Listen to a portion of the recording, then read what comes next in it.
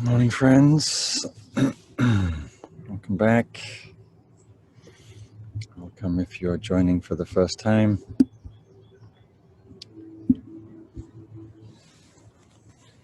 Calling in from a foggy, gray morning here. That's where I am in Sausalito, California.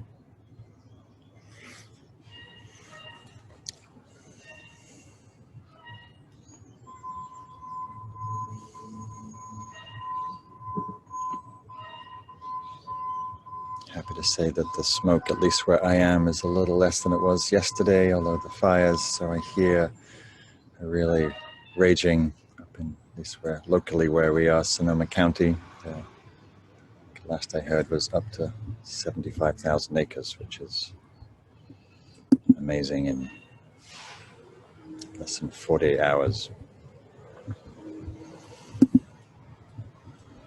So as we sit, breathing in, if you have the luxury of breathing in clear air, then extending our hearts, prayers, love to all those who are feeling the brunt of the ecological crisis.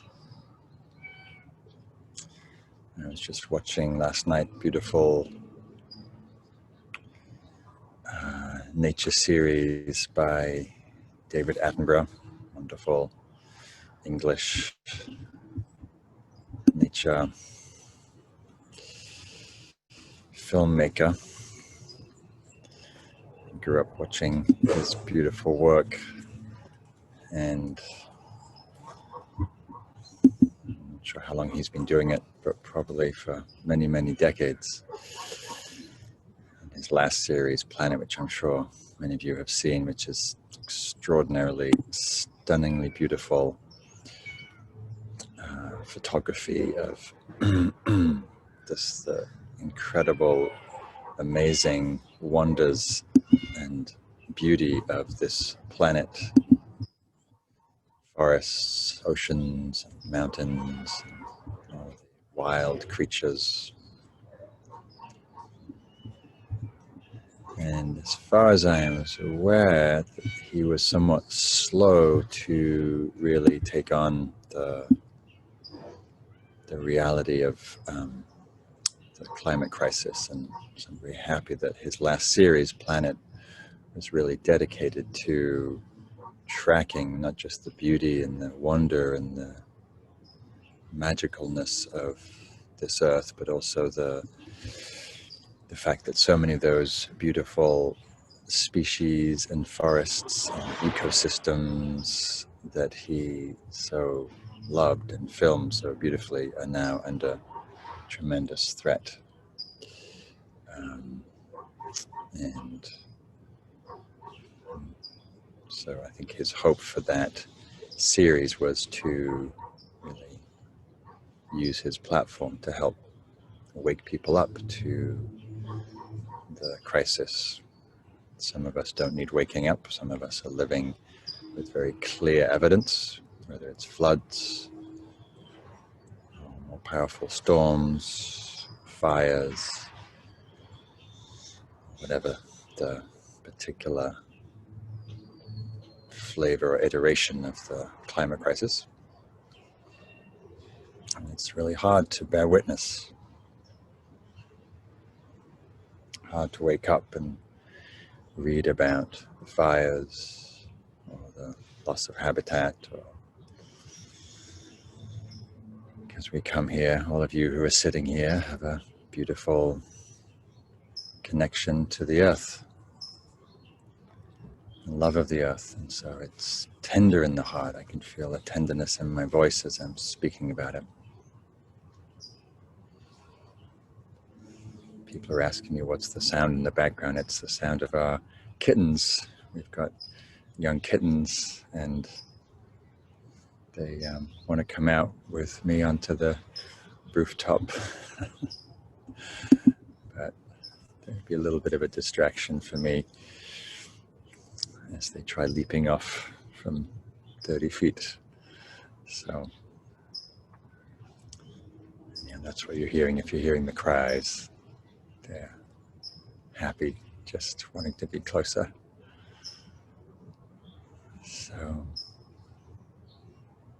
So here we have the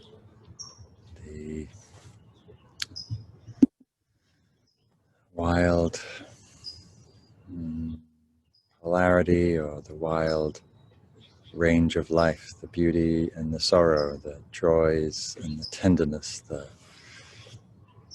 fires and the fires of the scarlet maples turning their beautiful bodies of color into light this time of year, the autumn season.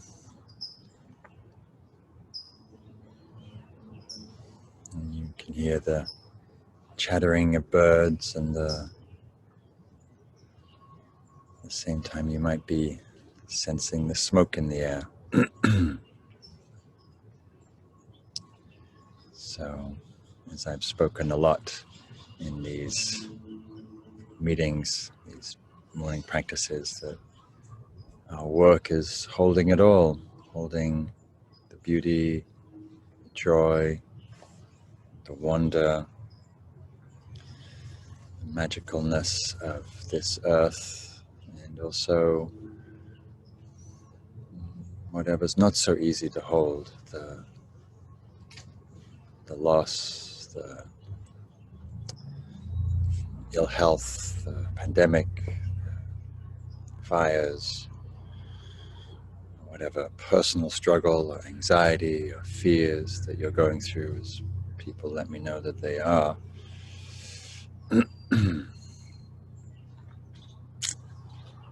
So a poem came to me this morning, one of my beloved poems from Mary Oliver,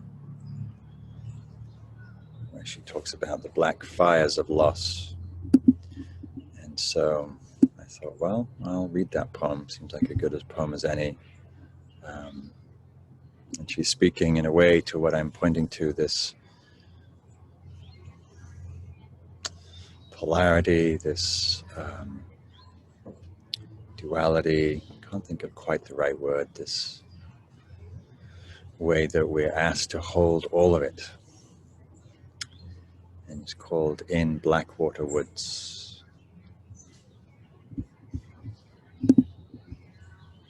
And she says, look, the trees are turning their own bodies into pillars of light, are giving off the rich fragrance of cinnamon and fulfillment. The long tapers of cattails are bursting and floating away over the blue shoulders of the pond, and every pond, no matter what its name is nameless. Every year, everything I have ever learned comes back to this: the black fires of loss, whose other side is salvation, whose meaning none of us will ever know. To live in this world, you must be able to do three things: to love what is mortal, to hold it against your bones as if your own life depends on it, and when the time comes, to let it go.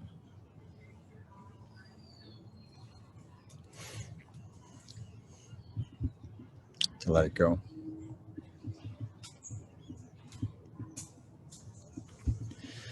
In my lifetime, everything in my lifetime leads back to this.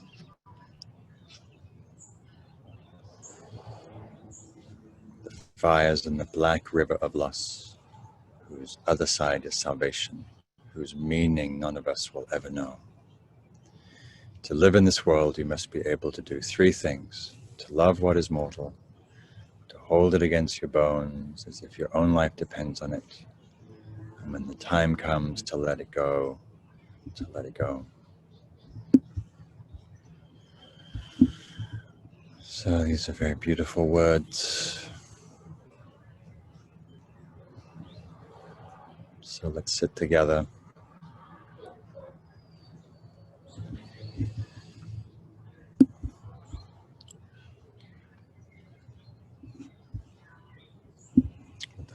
fires, with the black river of loss, with the rising sun that's rising now above Angel Island,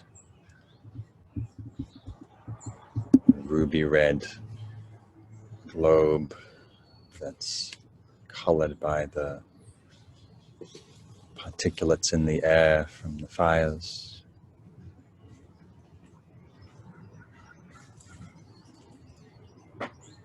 And so taking your seat in the midst of whatever it is that you're sitting in. You're sitting in your garden, in your home, in the trees, in the forest, in the city.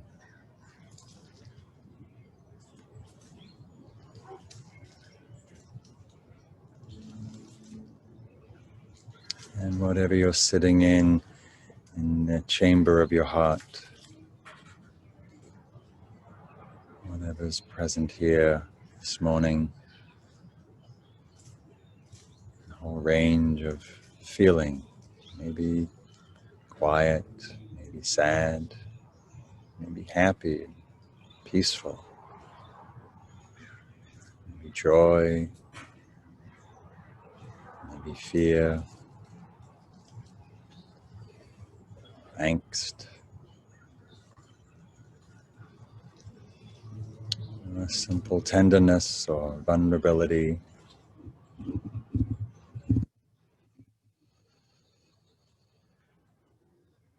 So whatever's here, especially if it's tender, sometimes placing a hand on the heart,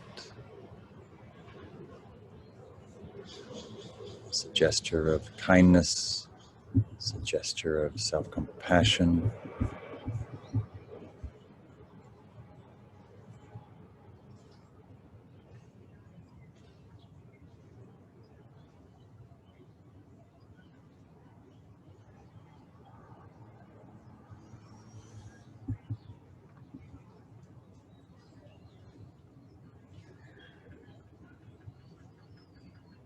Feeling your breath in your heart, feeling your breath in the chest, bellows of lungs, inhaling, exhaling, lifting, falling, expanding, contracting.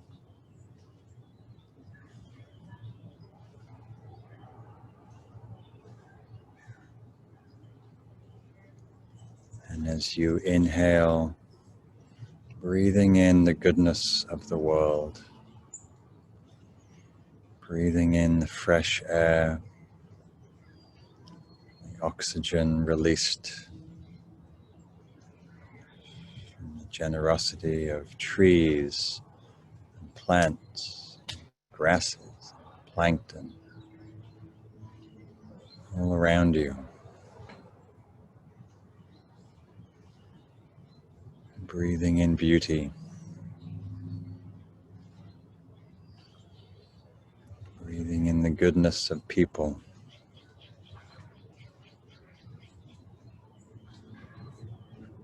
breathing in joy and the delights of this world.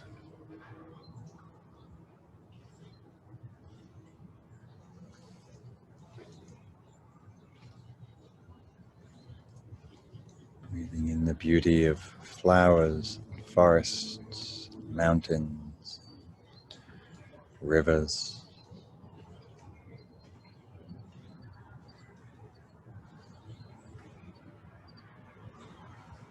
Breathing in the goodness of farms,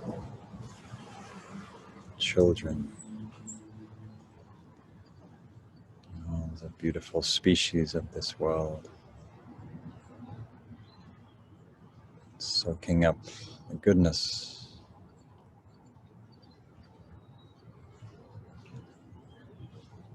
And breathing out love, breathing out affection, breathing out gratitude.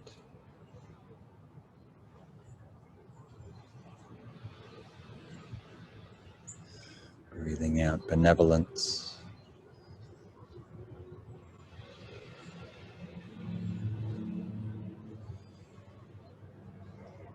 So our breathing is this exchange, interchange, breathing in goodness, breathing out kindness.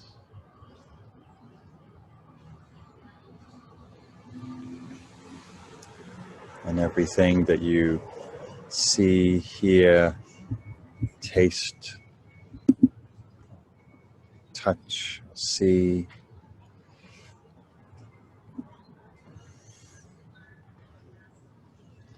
allowing your kindness, your heartfulness, loving heart to radiate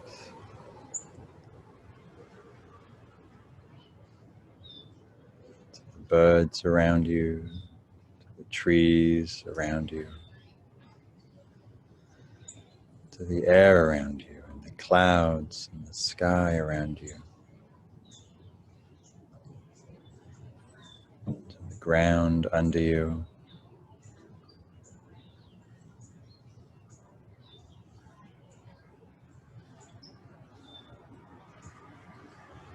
Radiating love and kindness to all the beings around you, the people you're meditating with, people you live with, neighbors, community.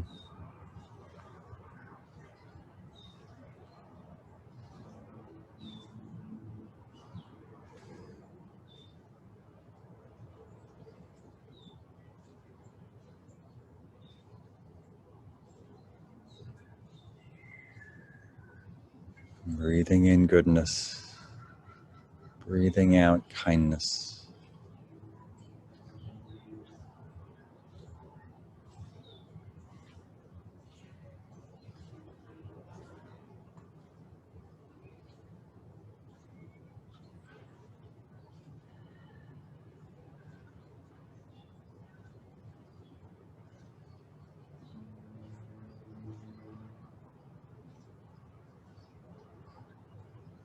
Breathing in the goodness of the rising sun and its warmth and its life-giving light. Breathing in light. Breathing out appreciation, gratitude.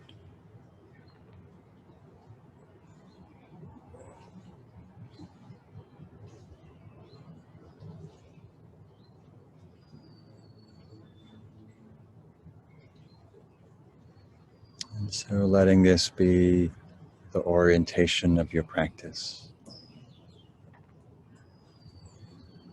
Breathing in this fresh oxygen and air, and all the ways that we're given to by this earth, all the beings of this earth. Breathing out, radiating, offering kindness, love, compassion,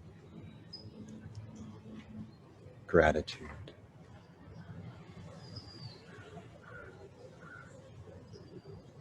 And whenever something arises, a sound, a scent, a sensation, cognition, person,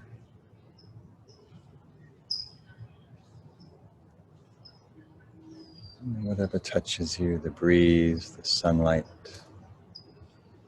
the rain,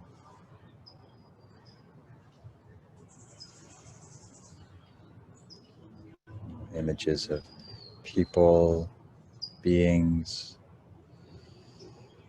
radiating kindness. So we sit here like a lighthouse, extending our light of kindness through our hearts, and you can also extend that kindness through words, through wishes. Wishes for the safety and the welfare and the happiness of all life. And in this way we practice together, resting in the heart. resting in breath, resting in goodness, and resting in love.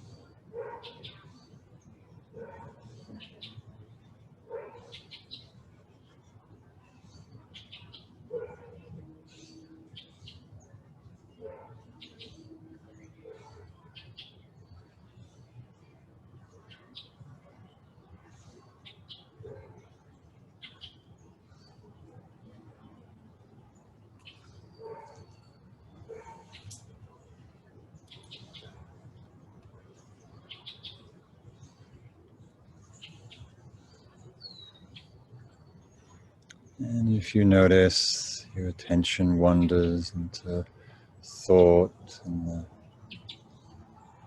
tunnels of images, memories, plans, just recognizing, releasing that habit, returning, sensing your heart, sensing the movement of breath, breathing in the goodness of the day.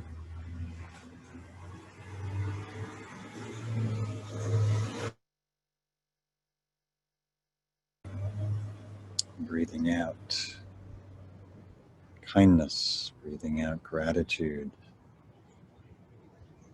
to all life.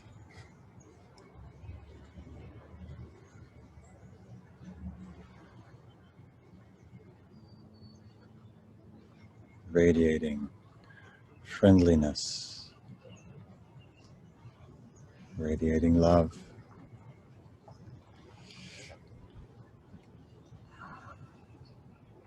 including to yourself as part of the beautiful expression of this earth,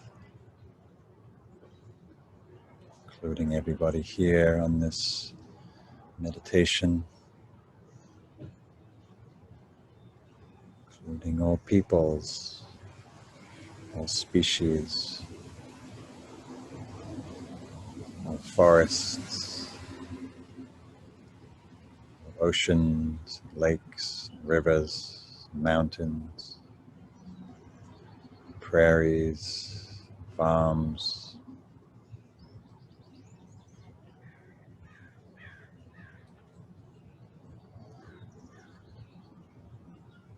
radiating the wish all life be safe, protected, all life be healthy.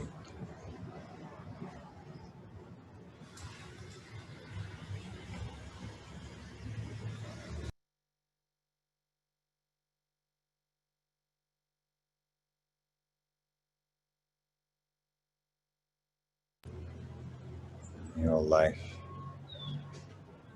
be at peace, be free, know love.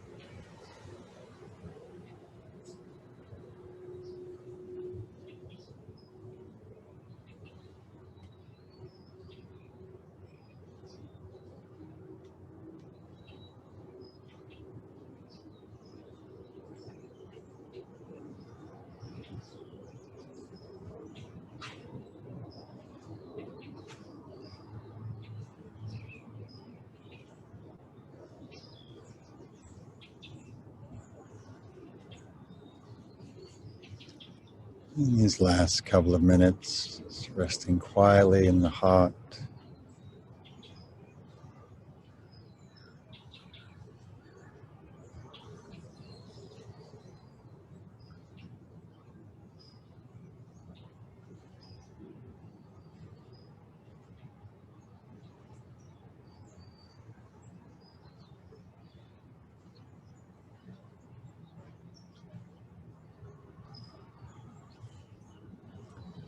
And tuning to the quality of gratitude,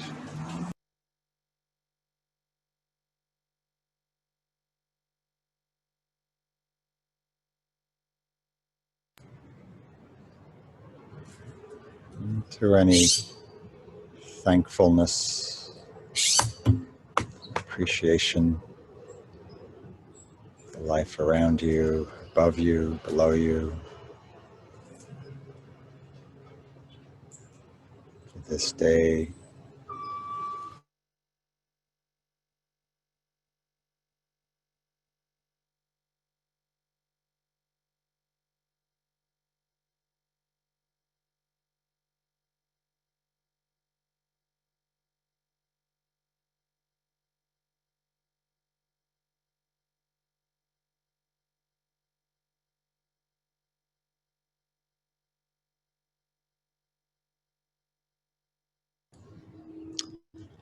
And in the words of the poem from Mary Oliver, she asks, to live in this world, you must be able to do three things: to love what is mortal. So what are you being asked to love in this moment, in this day, in this life?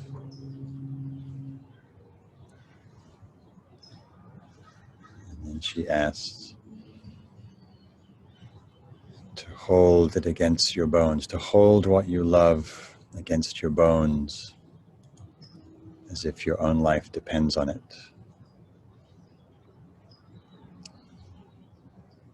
What are you asked to hold close in this life? And the last line, she says,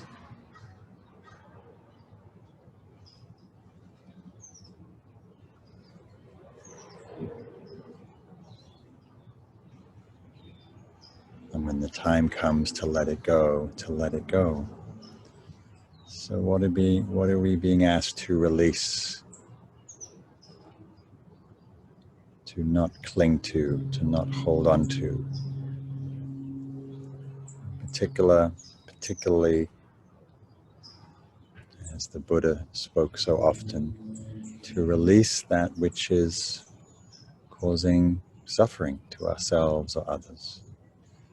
What is it that would be skillful for us to loosen the bind?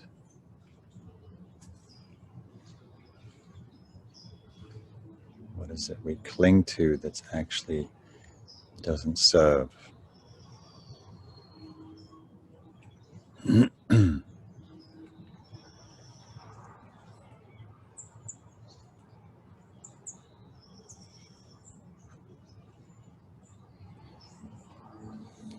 so bringing our practice to a close, opening the eyes, taking in this new day, always a new day.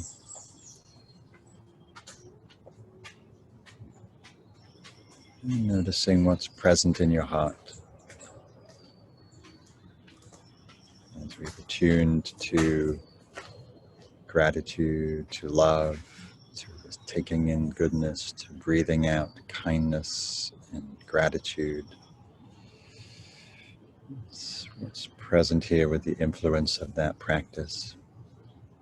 And maybe just making a note in the chat box. What are you breathing in? What goodness are you taking in? And what are you extending love and gratitude for? So maybe just share in the chat box. you, radiating kindness, for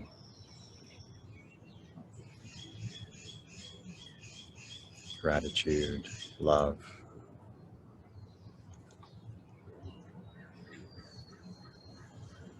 And maybe for the people on this call, friends, family, loved ones,